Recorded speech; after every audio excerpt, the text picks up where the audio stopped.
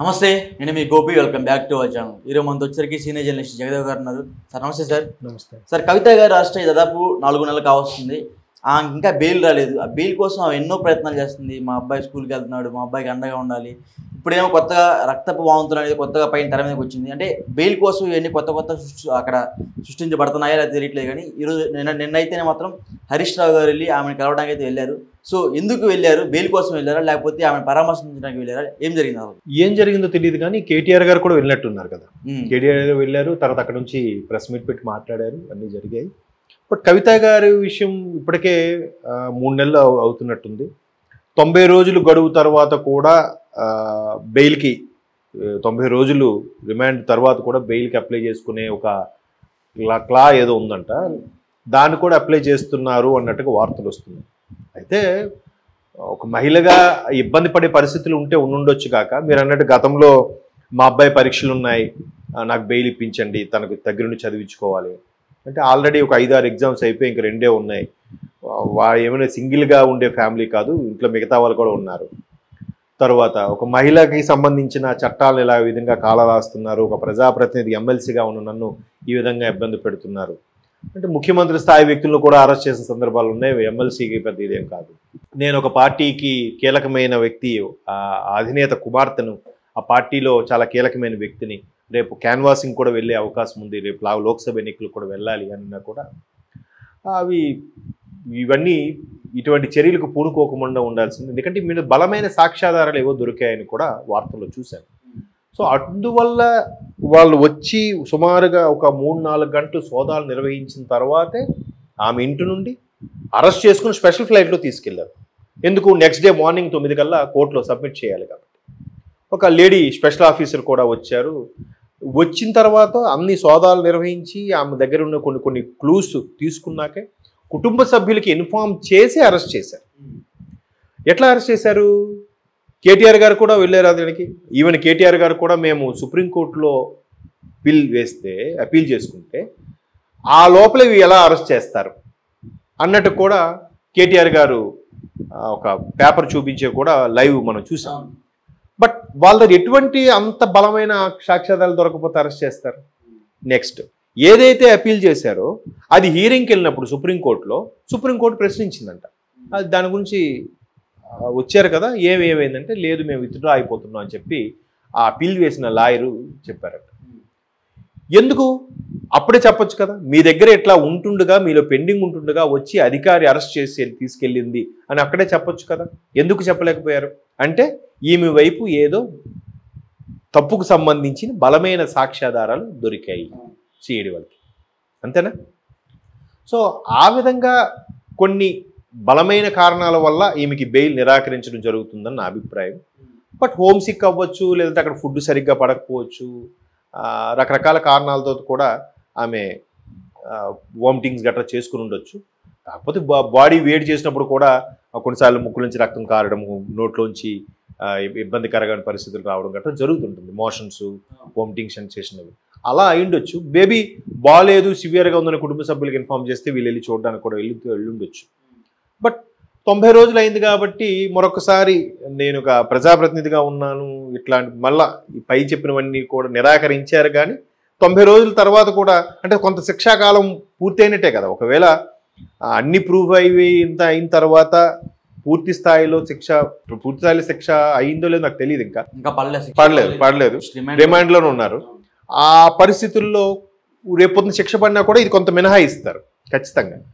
So అటువంటి నేపథ్యంలో నేను దేశాన్ని విడిచిపెట్టిపోను. దీనికన్నా పెద్ద పెద్ద నేరాలు చేసే వాళ్ళు కూడా ఉన్నారు, బెయిల్ మీదే తిరుగుతున్నారు, 12 ఏళ్ళుగా బెయిల్ మీద ఉన్న వాళ్ళు కూడా ఉన్నారు అనే కొన్ని ఆధారాలు చూపించి అక్కడ ఉండే వాళ్ళ తరపు లాయరు బలంగా గట్టిగా వాదించగల ఇది ఉండాలి. అంటే ఇక్కడ లాయర్స్కి మెయిన్ కావాల్సింది ఏంటంటే వొకాబులరీ అండి.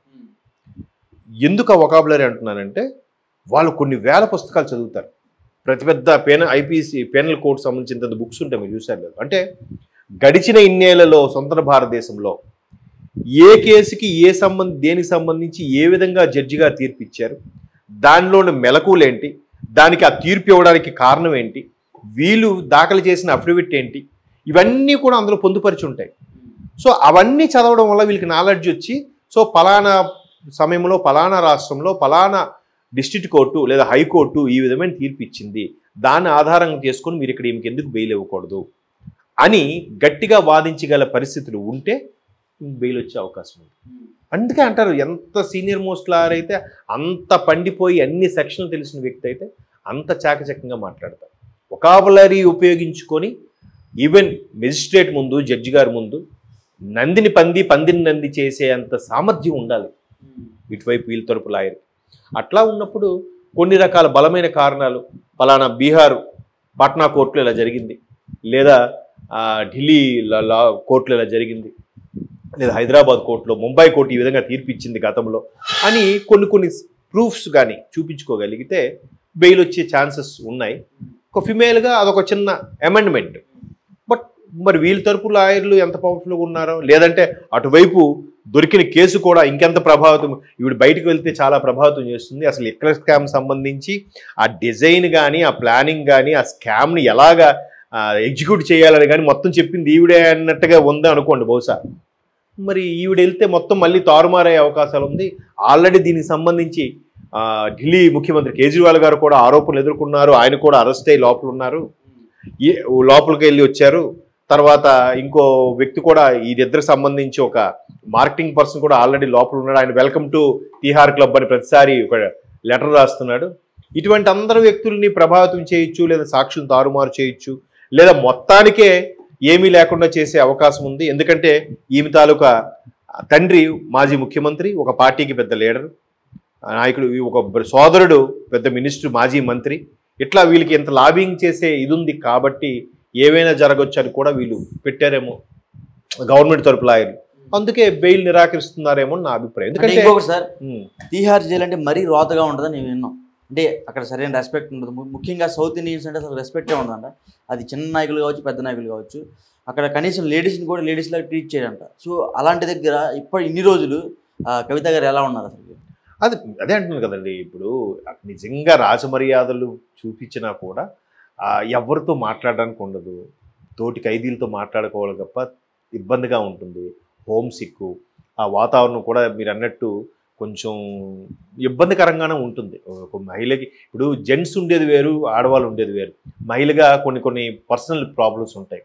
అవన్నిటికి కూడా ఎదుర్కోవడం నిలబడడం కొద్దిగా కష్టమే. దానివల్ల కూడా ఆమెకి ఒకవేళ హోమ్ సిక్తో వోమిటింగ్ సెన్సేషన్ లాగా, ఇప్పుడు జనరల్గా థియేటర్కి వెళ్ళినప్పుడు వాష్రూమ్కి వెళ్తేనే చాలామంది వాష్రూమ్కి వెళ్ళడానికి నచ్చరు. ఆ లోకెళ్ళకి వెళ్తే వోమిటింగ్ సెన్సేషన్ వచ్చేస్తారని వెళ్ళరా బాబు, కావాలంటే బయటికి వెళ్ళా చూసుకుందాం అంటారు. వాళ్ళు పెద్ద వాటిలో చాలా నీట్గా మెయింటైన్ చేస్తారు. అయినా కొంతమందికి ఆ ఫోబియా ఉంటుంది. సో అట్లాగా మీరు అన్నట్టు మేబీ ఒక ఫిమేల్గా తిహార్ లాంటి బాగా పేరుగాంచిన జైల్స్ అవి ఎట్లాంటి అంటే కరడగట్టిన వ్యక్తులను కూడా మనుషులుగా తీర్చిదిద్ది బయటికి పంపించిన సందర్భాలు ఉన్నాయి. చాలా ఇబ్బందులు గురి చేసిన సందర్భాలు కూడా ఉన్నాయి. ఆ తిహార్ జైలు గురించి మనం విన్నాం. బట్ అటువంటి సందర్భంలో మహిళలకు సెపరేట్ బ్లాక్ ఉంటుంది. మరి ఇటువంటి పరిస్థితిలో ఫిమేల్గా ఎదుర్కోవడం కొద్దిగా ఇబ్బందే.